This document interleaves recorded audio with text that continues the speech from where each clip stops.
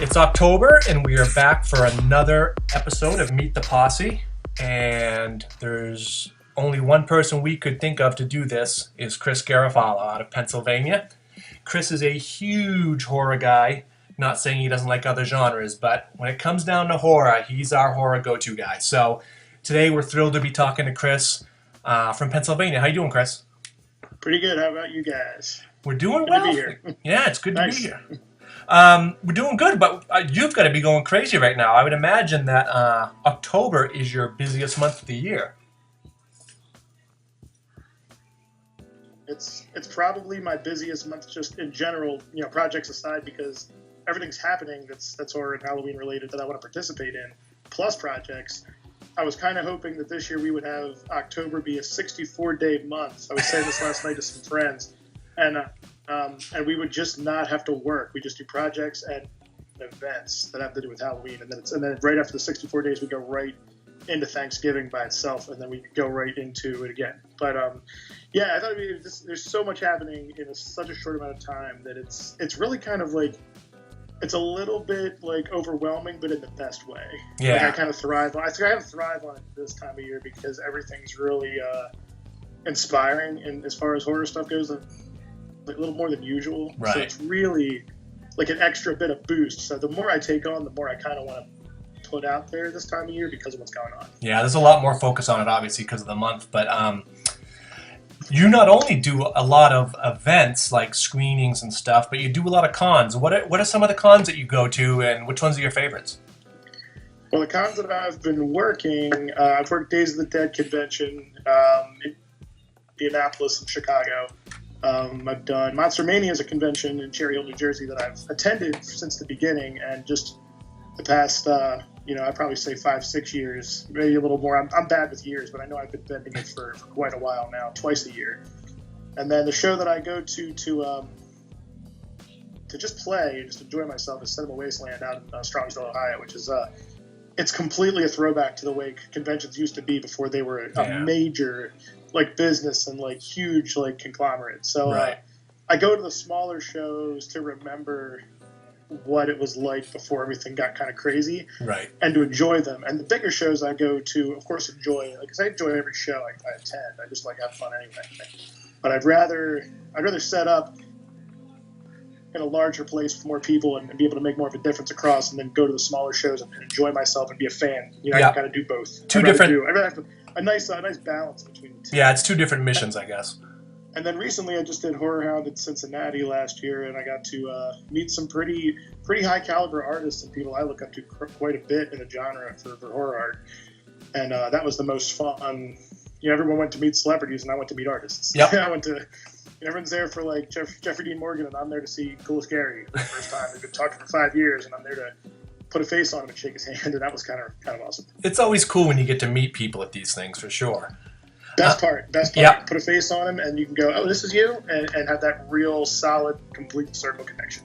It's That's the cool I just part. got back from Thought Bubble over in the UK, and it's something special when you have a fan walk up to the table and go, "Oh, I love what you guys do." You know what I mean? Like, it is the best feeling because they can be into anything they want in the whole world, and they took the time to stop and tell you that they enjoy what you contribute. So that's very special. That never gets old. No. If it gets old, you're in the wrong business. You should just stop. yeah. It never stops getting old to me to see people come up and just be really just appreciative and excited about just what I do. And that makes me excited to interact with them because without them, I don't know how well I would be able to set up at these conventions. Like they're the reason I get to keep doing it. So it's a whole cycle of creation and appreciation in one. It's great. Yeah. Now, I know you've been to New York Comic Con. Like, how do the horror cons differ from something like a New York Comic Con, other than just the genre itself being the main focus? But is there a big difference, or? Well, I've actually never been to New York. It's one I'd like to go to. I've never been to any major Comic Con. I do Philadelphia, the Wizard World. Again, I just attend that. Mm-hmm. But it is a little different. You can kind of see snippets of horror, but it's a lot more pop culture based across the board because a Comic Con, I feel, is getting a fuller range of fans from across a lot of genres in one area. Yeah. And a horror convention is getting horror fans, but they're getting subgenres of horror. So say you like, if you're just a Walking Dead fan, there's something for you. If you like early 70s, slasher exploitation films, there's something for that person. So it's more of a one genre, but subgenres at a horror convention. Whereas a Comic-Con it spans a little bit more diversity because of what they're trying to bring in. Yeah, that's a difference I seem to notice. Okay. So how did you get started doing posters? Like what? That's funny because I just a few friends of mine were just sitting around like after school one day. We were trying to figure out like what the hell we were actually going to do art-wise. If it was even going to be something we could do, for a living, if it was even possible. Like, is this job even a possibility? And it was at that really weird time where like branding and like ID and like underground design was coming into effect, and we would just kind of like mess around with some logos and some typefaces. I'm like, well, what if we just made up a company? We just made it up, and if we weren't really even anything, what if we just created a brand and an identity, and just to do it, to see like how it would go. So we started messing around with some things, and then I started to see I remember seeing. The first thing that really made me kick in to know that I could possibly do posters like what I do for a living was when Mondo did Jay Shaw's After Midnight series, I Warn You Not to Go Out, and it was all of those really incredible 42nd Street drive-in movies. And I saw his prints for them, and I remember being just completely speechless, and I was just like, there's somebody made this is better than the original movie poster. So I remember looking at all of them thinking how much better they were, and not only in design but intelligent, as far as I had seen all the films that he depicted, but it was more of along the line of he got the essence of the film better than the real poster did. Sure. And I was like, wow, here's a guy who captured what the movie's about without giving anything away. I'm like, this is truly genius design. And I looked into it and I was like, there's got to be a market for this. Like, there has to be. You wouldn't just have rolled these all out for nothing. And I started getting a little more familiar with the Draft House and Mondo. I just started looking into it, just kind of seeing how do you get into this? How do you how does one dip their toe in and get into the mix? Because now that I knew that it was possible, I just needed to know how to do it. So I found out about the Colonial Theatre through a friend of mine who said they have screenings. They do a First Friday Fright Night called Cinema Night, and they do posters for these events. And I'm like, well, that's local to me. I wonder if that's worth checking out. So I checked it out, and funny enough, Tom Whalen was doing their prints way back. Tom did some of his earliest work for the Colonial, and it's kind of the most sought after because it was before he started doing these massive, incredible screen prints. Right. And Tom was kind of taking on poster duties for them and doing some prints for the events to kind of see. And of course, as the years went, he got noticed pretty well and has since skyrocketed, to becoming one of the best at what he does, I think, in the world, honestly, as far as his style goes. Yeah. So as that happened, I didn't quite know if there was going to be a continuation. So the one night, I just contacted the theater's venue and said, is it okay if I stand in? They were going to show The Warriors on 35, but the print hadn't showed up. So they decided to, luckily with some of their friends, run a 35 print of Friday the 13th. So I got a couple adjacent things. I wonder if it's cool if I could just set up in the lobby and see if anybody cares. I wonder if I could just see what this is about. And they said, yeah, come on in, we'll give you a shot. And I went in there, and I remember walking up to the theater doors, and I had the worst anxiety. And I'm like, this is I was like, this is Tom Whalen country. He's amazing. What if everybody's stuck on him and they completely don't like what I like? I have a tendency to be very anxious and overly ridiculous sometimes, where I always kind of fear, what if they hate this and they throw me out and egg me, or just be like, you're never coming back here, don't show your face. It's plain ridiculous to think that. But at the time, I'd never done it, so I didn't know what to expect. And these guys welcomed me like I was family from the jump, right away. And I felt immediately comfortable. Within less than 5 minutes, I felt wow, we might have something here. And I went in and set up. They showed me how to hey, set up here. This is what we do. And a lot of people came by the table after because I was new. I guess no one had seen me before, so they were interested. And a lot of folks were really were very positive about the feedback, and they were like, hey, what else do you do? Have you done this? And I guess they really liked what kind of vibe I was giving off, because the very next month, they let me take a crack at Silent Night, Deadly Night for their screening. Very good. And that went over very well. At the time, I was doing 11 by 17 digital prints. Okay. Small digital ones. Because again, I didn't even know how screen printing worked. I had no idea how to like budget because I'd never done it. Right. So I started fast forwarding a little bit to like looking into it, and I did my very first screen print for the Colonial, and it was majorly well received to the point where since then we've rolled out. I mean, it just steamrolled. Like after that, people have since contacted me. Hey, if you're doing a print for this, I'm going to come to the screening. Like I've had people email me and say, if you're not doing the print, I'm going to stay home and do something else. Wow. And I'm like, no. I was like, no, you should come out anyway because the theater's wonderful and you should support this.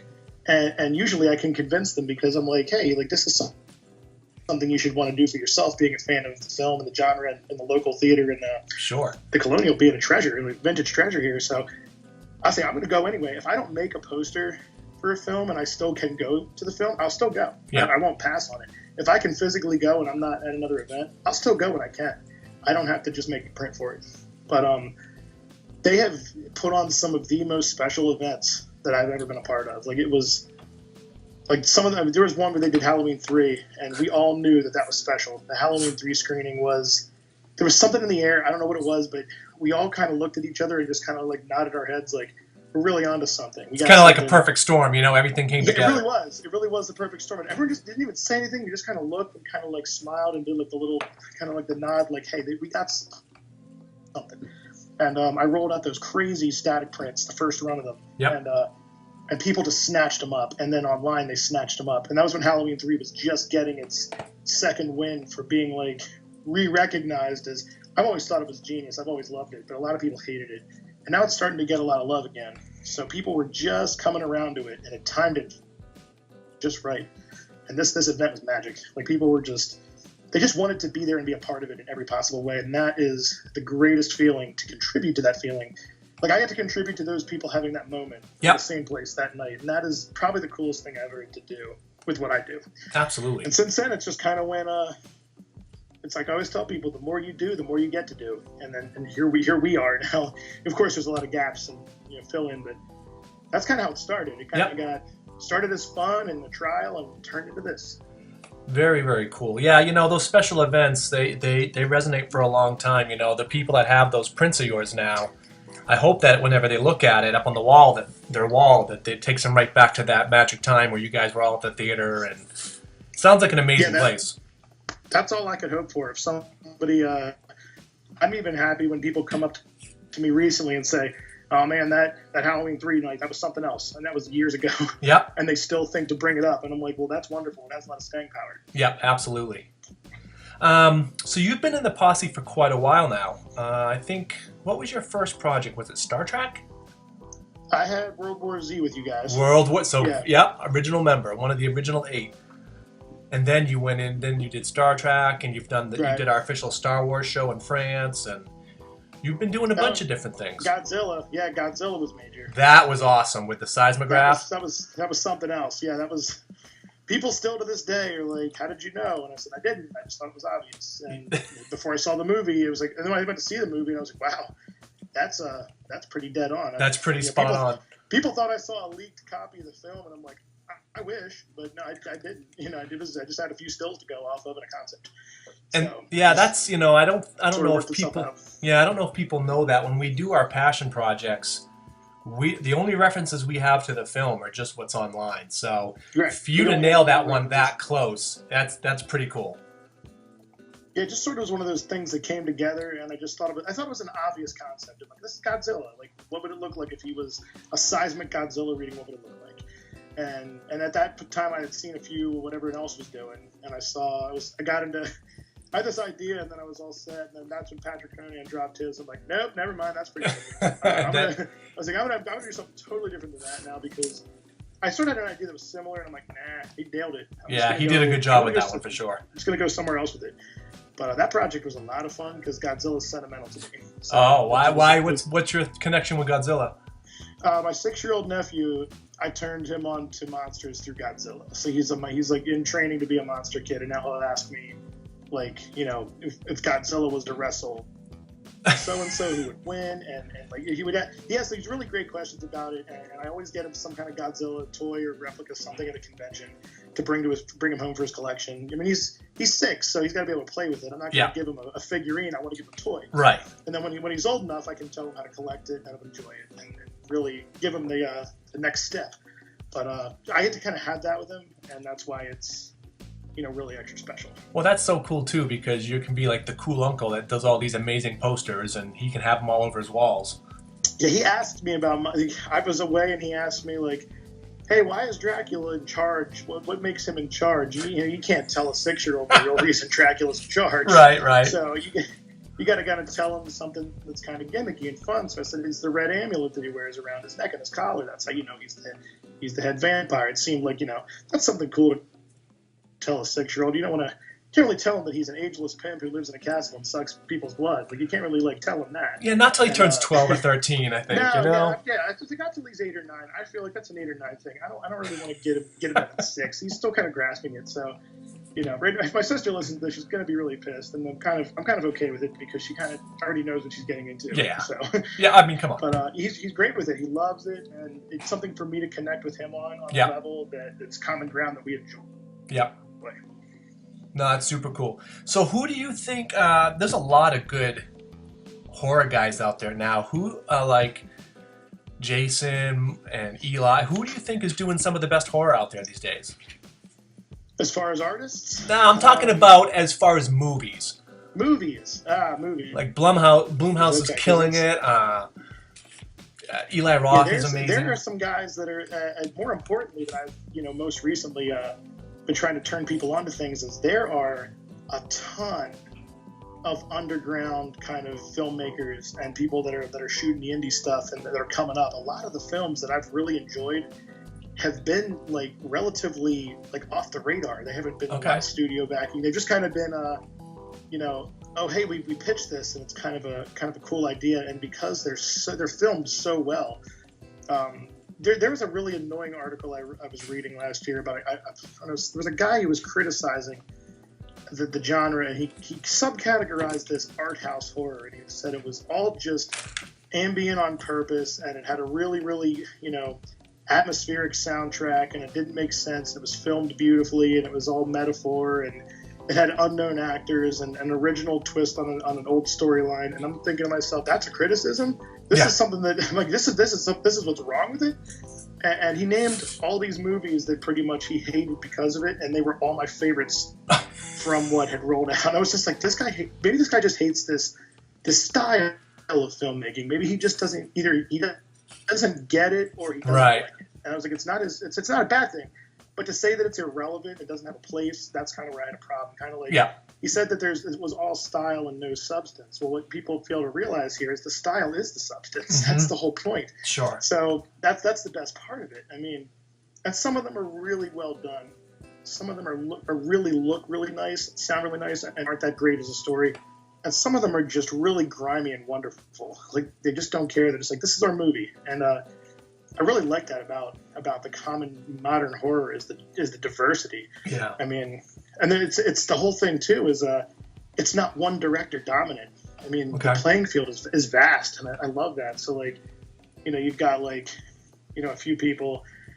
Like, I mean, I love the Saska sisters. What they do. They're fans first, and they put out great stuff because of that.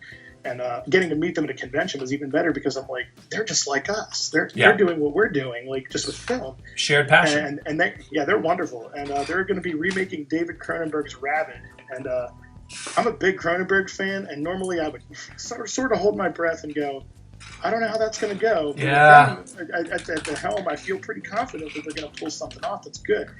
And I'm excited about it. And that's how you can tell when someone's really onto something special, is when normally you'd be a little hesitant, but instead now you're excited. Yeah. And Blumhouse has been absolutely on a tear. They have been putting everything out that I've liked. I've liked everything they've put out. Get Out was a masterpiece. That was wonderful. If you haven't seen that one, get that on your queue tomorrow. Okay. It's really intelligent. It's I'd like to see some more horror from Jordan Peele. He wrote a very, very good, convincing but not preachy story. And it was just uncomfortable for all the right reasons. It was really well done psychologically.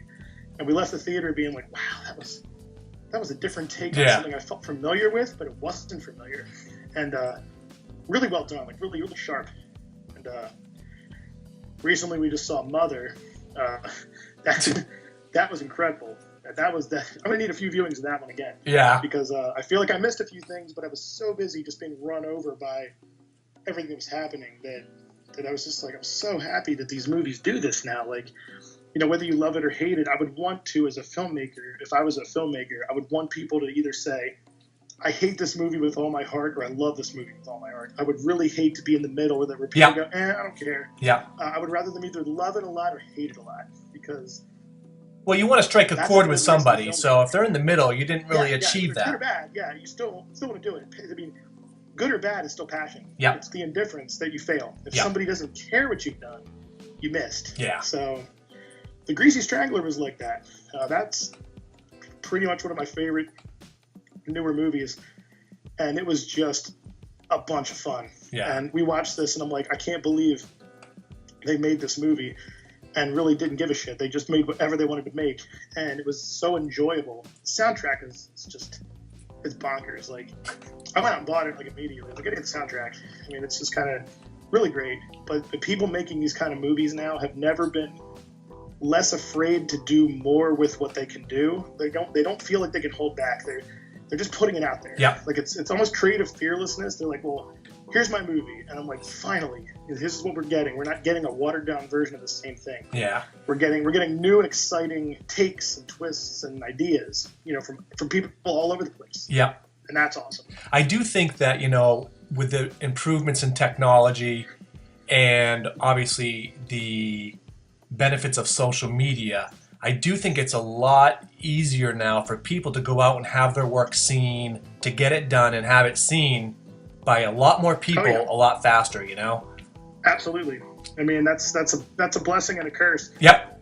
If something leaks before it's supposed to, it can be doomed. If people take it and can see it and be exposed to it and enjoy it, it can be the greatest thing ever. So Sure. if you use it right, I mean, social media is just another tool. If you think about it, it's just another tool on the tool belt. It shouldn't be kind of dictating what you do. You should be going, okay, this is to my advantage. What am I going to use this for? How am I going to use this properly? Yeah. And it's up to you to decide if you're going to be responsible with it or not. And that's, Sure. You know. So some people are, that's some kinda people how I aren't. feel about it. I mean, Lord knows we've seen enough nonsense floating through that to be like, how are you guys doing this? Like, Absolutely. So earlier you mentioned Ghoulish Gary pulling. Who else inspires you as far as artists go? And it doesn't just have to be horror guys either, but I'm sure there'll be some horror guys in there. There's a lot. I mean, I'm inspired constantly by. I mean, it's going to sound like a blanket or generic statement, but the most I'm inspired by are people that wake up every day and feel like they need to just release something into the world that's creative. Like, they're not satisfied to just sit around and just kind of let it happen. They just need to create something and just release it into the world, whether it's successful or popular or sells or doesn't sell. They just feel the need to share it and get it out there. So that's really the main thing. But specifically, I mean, I got to meet some artists at Cincinnati Horror Hound, and it was Gary, Jason Evanston, Matt Ryan Tobin, and then Vance Kelly. That's a good crew right there. That's a solid crew, and I'll tell you, those guys are as genuine, down to earth as they are talented. Like, that is no bullshit. That you walk up and everybody's, you know, really just, oh yeah, great man, let's hang out, and there's no barriers. There's no like, what have you done? Well, what have you? They don't exist. Those guys don't think that way. They're just excited to hang out. Like, we all see each other as peers and friends. Like, everyone's just like, oh, you're here this weekend? That's awesome. We should hang out. And that's the coolest part. And then I find out that Sarah Deck and Josh Deck are there too, and I like their work a great deal. That was a bonus for me. I didn't realize they were there until Gary mentioned it, and it was great to just meet everybody. And then Adam from Hero Complex, he was there. I finally got to meet him. I was like, I've been doing your shows for years when you had them, and he's like, yeah, finally. He's real chill. Everybody was wonderful, but it made me like what they do even more. Yeah. At the end of the weekend, like, I like their work anyway a great deal, but I really, after putting faces on them and getting to know those people, really liked it. And that works in reverse too. You know, there's some people that I've met who haven't been that. Yeah, it makes me like it a little less. And I'm like, I hope I did not have that happen. But with these guys, no, it couldn't have been any more the real deal. They're absolutely like as decent as they are talented for sure. And, Nate from New Flesh, he's been chatting with me since I started. He actually kind of got me a foot in the door for Bottleneck Gallery. Good. We've been just talking anyway. He's like, "Hey, you should do the show." You hit Joe up. It'll be cool. And me and him just kind of chatted. And I got to meet him last year in Austin finally. We had met for a drink and just got to finally put a face on him. And he's wonderful. And the same thing, like, we're just happy to finally kind of complete the circle, like close the gap. Like, hey, we've been talking for a while and now we know each other. Like, we've met. I feel like the whole industry is relatively close, or is like 1 degree of separation away from somebody else, you know? It definitely is. If you don't know somebody, you know somebody who knows somebody. Yeah. And it's pretty basically how it goes. Conventions are good for that, especially. We like to be at Monster Mania in our own row, if we can help it. Like a lot of the print artists. So it's usually Gray Matter and myself, and then Studio House. And I think we had my buddy Charles Moran set up, and we just sometimes we'll just have the whole row if it pans out that way. We like to try to keep the row. And we just want to hang out all weekend. Like, my motives are just like, we just get to hang out all weekend and just bullshit and talk art and drink some beers and meet some people and have a good time. And whatever happens, happens. And there was one guy who asked me 2 years ago, why the hell would you request to be next to somebody who does exactly what you do? And my response is, why wouldn't you? You basically get to be inspired the entire weekend. And you get to hang out with your friends the entire weekend. Like, these guys aren't my competition. These guys are people I want to see do well. I want to see. Like, I'm as happy when they sell a print as when I sell a print. Like, absolutely. No bullshit. I'm actually thrilled that they get to continue what they're doing simultaneously. And if they do well and we do well, we get to keep coming back. And have a good time. I mean, there's so many fans. Be pushing each other. And, there's so many fans. I mean, and they're ravenous, you know? Like I just said, I was at Thought Bubble this year, and a girl came up to the table, and she's like, I love what you guys do, blah, blah, blah. She goes, yeah, next week is going to be busy, too. I'm heading over to New York Comic Con. And I'm like, wow. Like, that's a huge investment to go from the UK to New York Comic Con. Oh, yeah. And she probably said it like it was no big deal. Like, and she did. Yeah. And she was buying so much stuff at Thought Bubble, and you know she was going over to New York to buy a ton more. To do the same thing, right? And that's why it's stupid to compete, because fans will buy everything if they like it. So why are we competing? They want all of it. I want all of it. As a fan, I do the same thing. If I see something that's 5 of the same movie and it's designed well, or there's a different region, I'm grabbing it. I'm not going to pick somebody. I'm going to get all of it. And to have that kind of competitive mentality where you've got to basically have that kind of edge it's wrong and ridiculous to me, because it's actually counterproductive in the long run. I mean, you want the industry that, you know, the poster industry to succeed. I mean, to wish or feel bad when someone else sells something, you're right. You should be just going, nope, good for you. You know what? Good job. Yeah, I'm actually really happy about it. Even if somebody I've never heard of does something and it's their first drop that we've seen, and it's a relatively new artist that, I mean, they might not be new to somebody, but they were new to me. I've never heard of them, and they have a drop and it's successful, and they immediately ring in and just thank everybody. And I'm like, I remember that feeling. There's nothing quite like that feeling when you do it for the first time. I'm thrilled for this person. I don't know this person, but I'm thrilled for them right now because I've been there and it's awesome. So absolutely. You don't look at it like, oh, great, another person who's going to take something away from my bottom line. Now, how am I supposed to compete with that? That's never even a factor in my mind. That's so far foreign from what I'm doing that it never. I don't walk into a convention and say there's 4 other poster artists. I got to find a way to kind of take them out and eliminate what they got going on so I can sell everything. That's just ridiculous. No, that's not your style. Your style is I got to figure out where to get some whiskey and meet up with these guys afterwards. Right. I'm like, what are we doing later? And how are we hanging out? And let's talk some ideas. And I'll tell you, you get to do more with people with that attitude than not. Yeah, absolutely. So, yeah, you get to do more. Like, there's collaborations. I mean, Gray Matter, just speaking to them at bottleneck events. It's the first time I didn't even know they were Gray Matter. I just knew it was Mike and Jared. Yep. So when they said they were Gray Matter, I just looked. I'm like, you guys are Batman? Like, wow, I didn't know it was you. Like, I just knew you was like. They're like, no, we're Gray Matter. And I was like, what? And I just couldn't believe it was them. And they laughed about it. We had a chuckle, and then I got to do some stuff with them. And now they're great friends of mine. And those guys, I'll tell you, they treat every artist they work with in such esteemed regards that you just feel good about it. Like, I don't know anybody who just wouldn't want to be part of that. Yeah. And they're never negative. They don't go in there and try to throw a lot of shade at people. They just want to put out really good prints for fans and let them enjoy it and do it right. Yeah. And they do a wonderful job at it. And they release fantastic stuff. Yeah. They really do. But they get it. Like, there's people that get it and people who don't. That's kind of how I feel about it as far as attitude goes. The people who get it know that you stand to get a lot further as a team and as an individual by being peers and respecting and giving mutual respect than you do being a competitive, kind of an alien, like someone who's alienated and competitive. Yeah, absolutely. And it just doesn't pan out. You don't get to do much. People just kind of look at you like, oh, there's that guy. That should never happen to you. If someone's saying that about you, you're really screwing up. Yeah. If there's a group of people that say, there's that person, and it's like more than one person has said that, you're messing up. Yeah. So definitely got to be mindful of the positive. The power of the positive is definitely not to be taken lightly. It works. It is legitimate working. It's happened for me multiple times. So it goes a long way. That it works. Long way, exactly. So, Chris, why don't you give us an idea of what your creative process is like and what your go-to tools are? Like, what are you using in your studio and how you come up with your concepts and stuff? All right. Well, basically, the first thing I do is get an idea. It's got to be a concept. Mostly, I'm a conceptual guy, so I need to find an idea that it's not only clever but also fairly obvious, so it doesn't look like it's so random. Mm-hmm. And I'll get a few ideas just flowing in the head, just like maybe I'll approach it this way, or maybe I'll incorporate this element.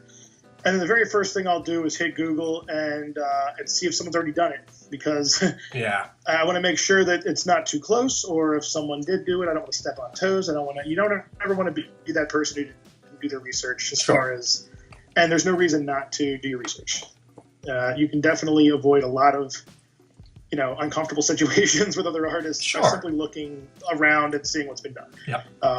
I also don't believe that subject matter coincidence is a bad thing. Sometimes there's a scene in a film that everyone really enjoys, and maybe you want to just do your twist on that, and somebody else has done their twist on it. That's not copying your concept. That is applying your style to the concept. Yes. So subject matter coincidence is okay in my book because we're all inspired by the same things, and why wouldn't you be? Yeah. But stealing an outright idea, not okay, because it's lazy. No. It's kind of it's really tacky, and you shouldn't do it.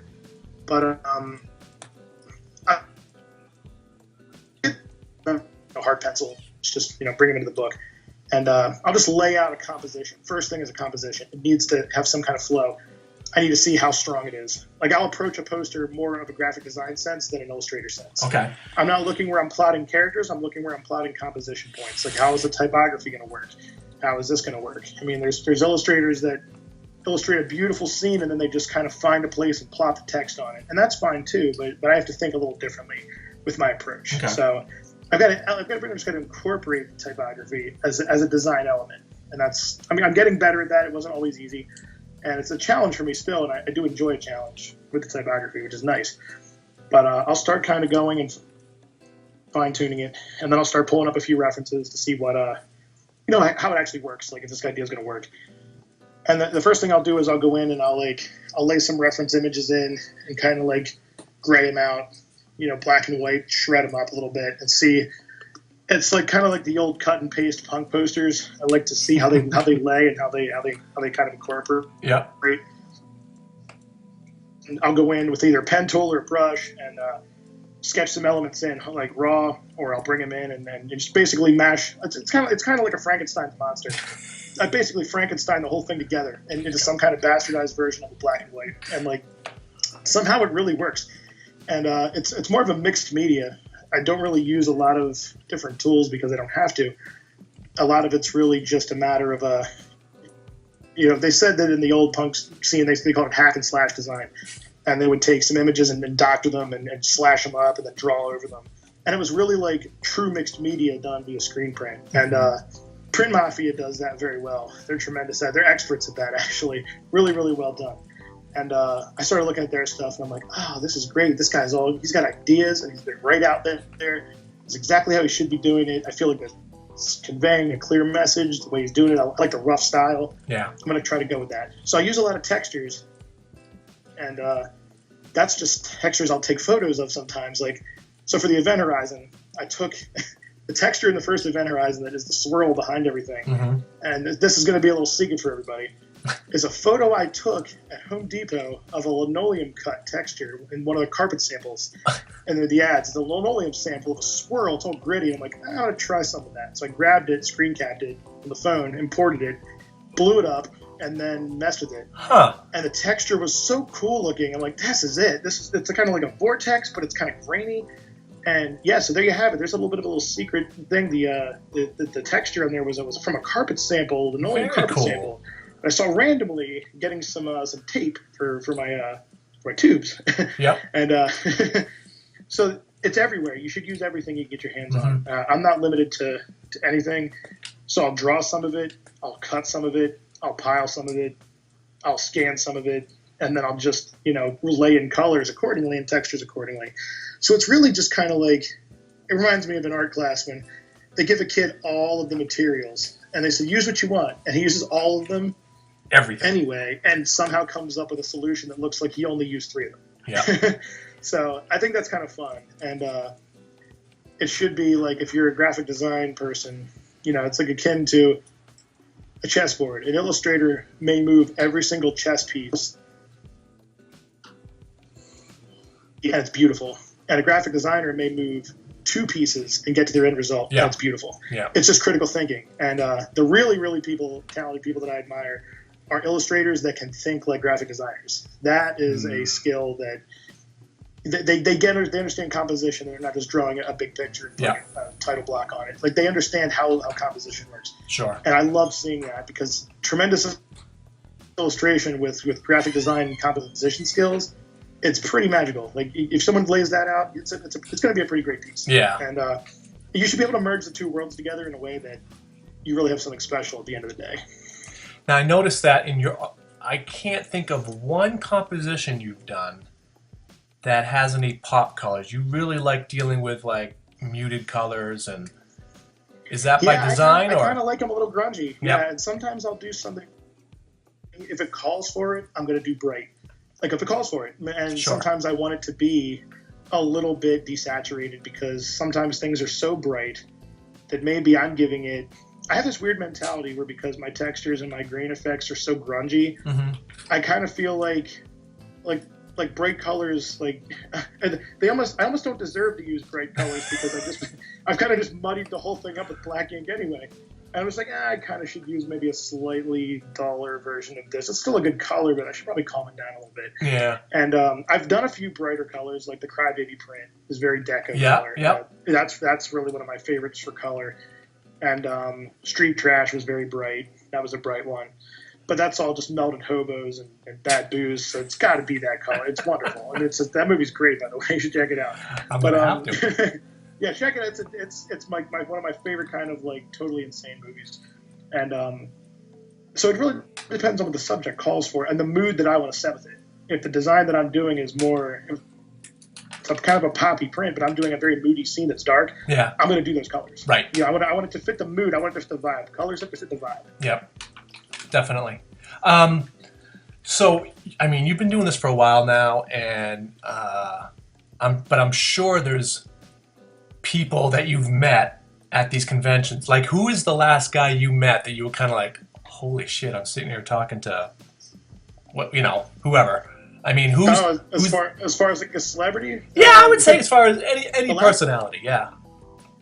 Yeah, the last celebrity that I was really like, wow, that really just happened, because I've been wanting to meet her for the longest time, was Zoe Bell. And she's was always somebody I wanted to meet ever since doing the stunts and then being in Death Proof. And I checked out all of her other movies like Raise and Camino, and she's always a really strong character without being like overly sensationalized. She just is a real person. Yeah. And when I got to meet her at a convention, it's Monster Mania, they added her last minute, and I thought someone was playing a joke on me. They're like, oh, look who they added. I'm like, no, they did not.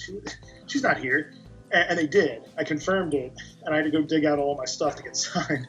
So we got to meet her. Some friends and I went and checked it out, and I went every single day so I could get 3 meetings with her, get each piece signed each day, because she was so pleasant and down to earth.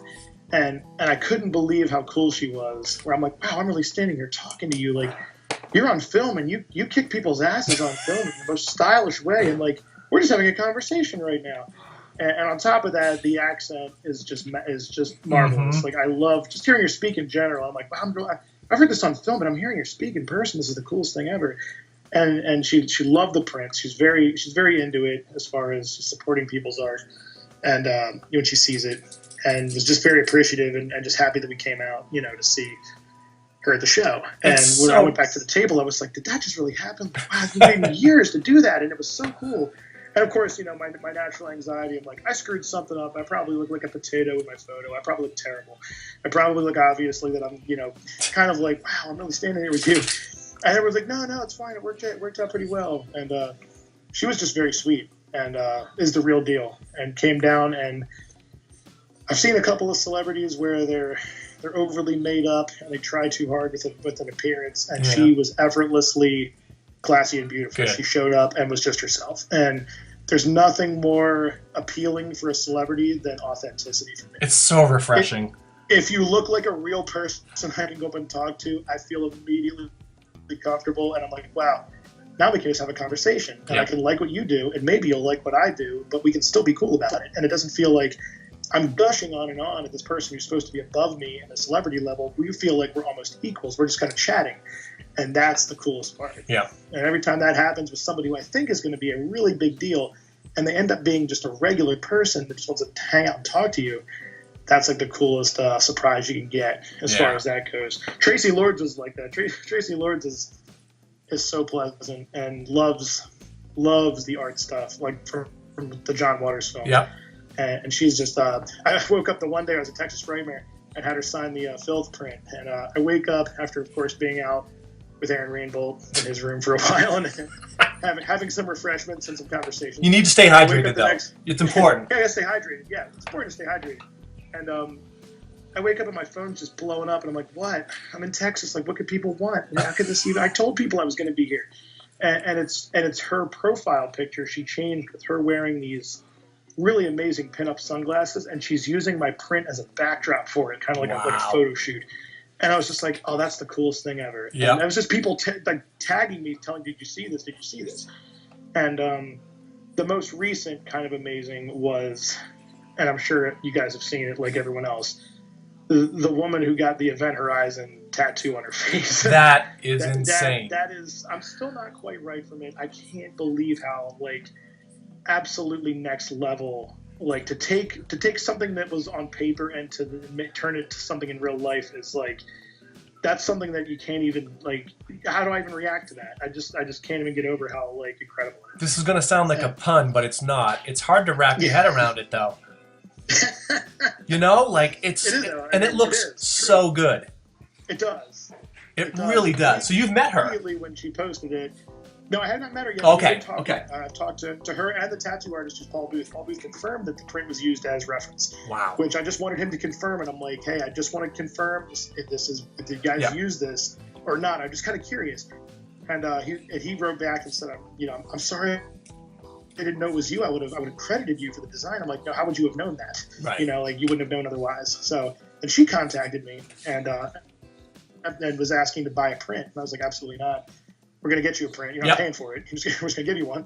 So I didn't have any, and I was really bummed. And one of my friends had two, and sent her one. He messaged me. He goes, I'd really like to make this happen. I'm like, you're a solid guy. You made it happen. Yeah. And, it was really kind of cool to see her then take a picture holding the print with the tattoo. It's like so everything just connected, like a whole world just connected. And it was like, for a minute, I got to be a part of, like, the tattoo artist is world famous, and he got to lock in a masterful piece of ink. The person getting tattooed now has a piece of art that's just absolutely incredible for the rest of her life, and I got to provide a little bit of inspiration and imagery to do that. So everybody played a part, and we all mutually appreciate how it all came together. But I get asked that all the time. So, hey, did you see that tattoo? I'm like, yeah, I'm still not quite over it. Did he say how long it took? I've got a few tattoos, and I'll tell you, I don't even want to know what it felt like to get tattooed over. I got to tell you, she's probably one of the toughest people on this planet. That's a labor of love right there. Yeah. I got my shin done, and that wasn't that pleasant. And I'm like, that's a shin bone. This is a face. So what she did was absolutely just next level of bringing it to life. Did he ever say how long it took to do that? I think it was multiple sessions, of course, but yeah. I didn't get it. It was definitely multiple sessions, but I did not get an actual log of the hours. But it's got to be. It was serious chair time. Like you put some time in, you have to do that because it extends down past her whole head and wraps around with a gravity drive. And it's like it wasn't just the front part; like it all wraps around. So, and after a while, you kind of can't sit through it anymore, but you're done.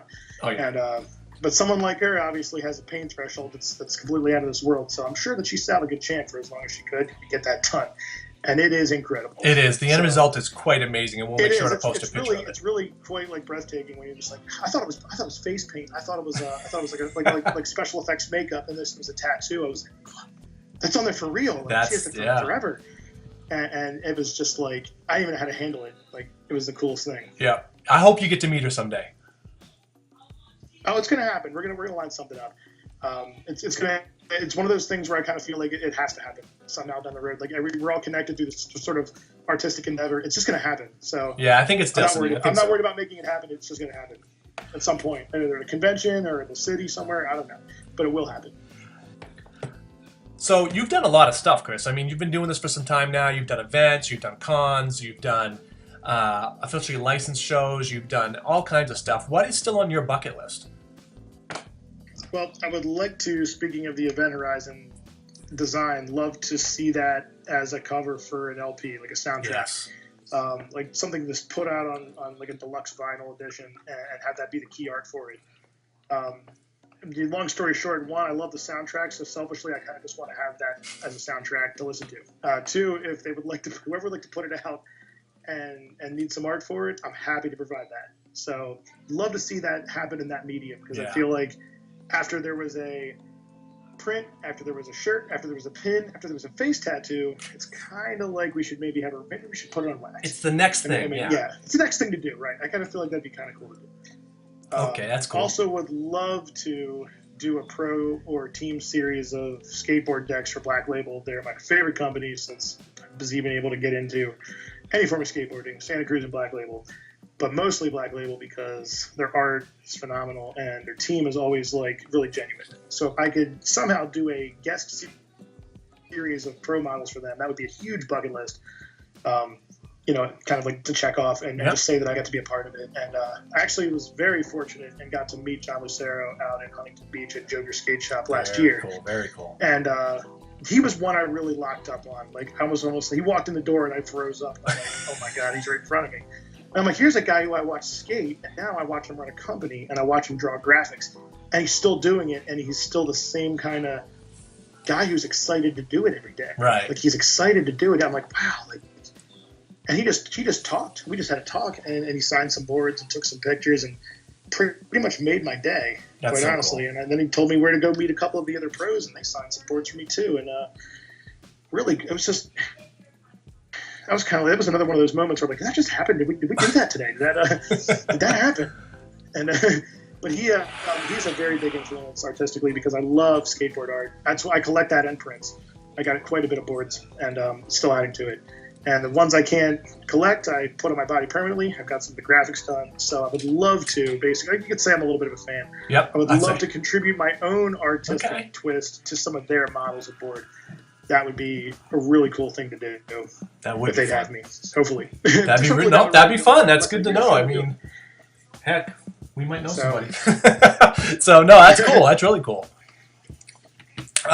So just to finish things up here, why don't you give me 3 horror films that people should watch they probably haven't seen yet? Okay, 3 films that you should watch, but that if you haven't seen or known about for some reason, you should definitely see Starry Eyes. Okay. Definitely see that. Definitely see that one. I would say you should definitely, and this is going to be more of a mood piece, definitely see The Neon Demon. Proceed with caution. It's going to be love or hate. Okay. And if you hate it, at least I know you hated it. You got enough of an emotion out of it to hate it. Yeah. But it will kind of stick with you a little bit. Visually, it's stunning. It's filmed. The use of lighting in it is nothing like I've ever seen. That was very worth it. And man, this is tough because there's so many good ones, like really, really good ones. And I would 3 is like 6 ones. Like pick 3 beers if you could drink them. The rest of like, this is the same kind of question. I'm like, really? So I would also have to say recently, if you want to see something that's really kind of to get a look at it. Also, it's kind of an older film, but High Tension. High Tension. High Tension. See High Tension. It is brutal. Also a good soundtrack. This film is just vicious. Okay. And we saw it in the theater, and as soon as it was done, I said, "This is going to be gone in a week. They are not going to play this for more than a week. Yeah. This is pretty brutal." And the next week I drove by there, it was gone. And, no, I kind of saw that coming. It's a hard watch, but there's dozens more. I could go on, but like those 3 basically stick with longevity. Like they're ones I could hop in and watch on repeat and still feel the same kind of way about them. Okay. Well, Chris, thank you very much for your time. People, It was a pleasure. I think you need to go check this guy out on Twitter at QFSChris. He's at QFSChris on Twitter, and hit him up if you want some horror movie suggestions, because he's probably seen them all. And if you've got suggestions, please tell me, because I'm always looking for them too. So it's two-way street. If you've got ones I haven't seen, I'm game for it. There you go.